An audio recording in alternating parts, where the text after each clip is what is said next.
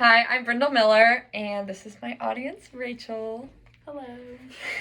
And today I'm going to be discussing disability and its effects it has socially, psychologically, and physically on a person. So, according to the CDC, a disability is any condition of the body or mind that makes it difficult for a person with this condition to do certain activities. So, according to the World Health Organization, 15% of the human population lives with a disability, and that's over 1 billion people. So therefore, it is very likely that most people either know somebody with a disability, have been exposed to somebody with a disability, or have a disability themselves. Some different types of disabilities and how it affects an individual. So the first type is a physical disability. So this is a physiological, functional, or mobility impairment. Some examples of this are multiple sclerosis, muscular dystrophy, or chronic arthritis. The second type of disability is a visual disability. So this describes a person with 10% or less of normal vision. Some examples of this are cataracts, which causes cloudy vision, diabetes, which is progressive blindness, and then retinal detachment, which is just total loss of vision. The third type of disability is a hearing disability. So there are people who are referred to as deaf, and these are people who have severe to profound hearing loss their entire lives.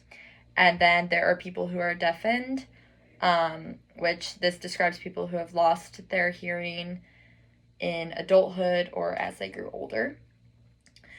The fourth type of disability is a mental health disability. So this includes schizophrenia, mood disorders such as like depression, an anxiety disorder, an eating disorder, and so on. The fifth type of disability is an intellectual disability.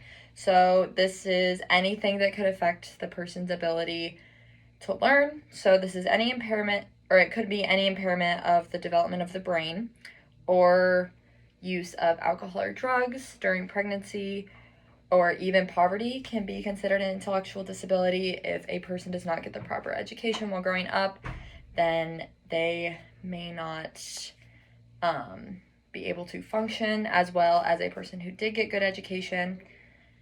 The sixth type of disability is a learning disability. So this is a specific and persistent disorder of a person's central nervous system affecting their learning process. So moving on to difficulties with healthcare. So first would be cost. Healthcare is very expensive, and according to the World Health Organization, just over half of people with a disability are unable to afford healthcare. So if a person cannot afford healthcare, then they will not be getting the resources they need, which could be very bad for their situation. A second difficulty is limited availability of services.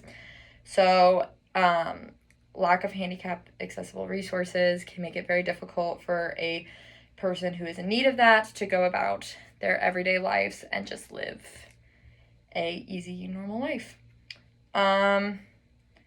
So next I'm going to be discussing disability inclusion. So according to the CDC, disability inclusion is defined as including people with disabilities in everyday activities and encouraging them to have roles similar to their peers who do not have a disability. So why is this important? Well, in the US alone, disability affects about 26% of the population. So it is important that we accommodate to help them live easily accessible lives and to give them the same opportunities that everyone else has. So in conclusion, we are all unique in our own ways, and we should embrace each other's individuality and be accommodating to those who need assistance in order for them to live easily accessible lives and to just be sure that we are all giving everything we can in our lives. So, yeah. And here are my note cards.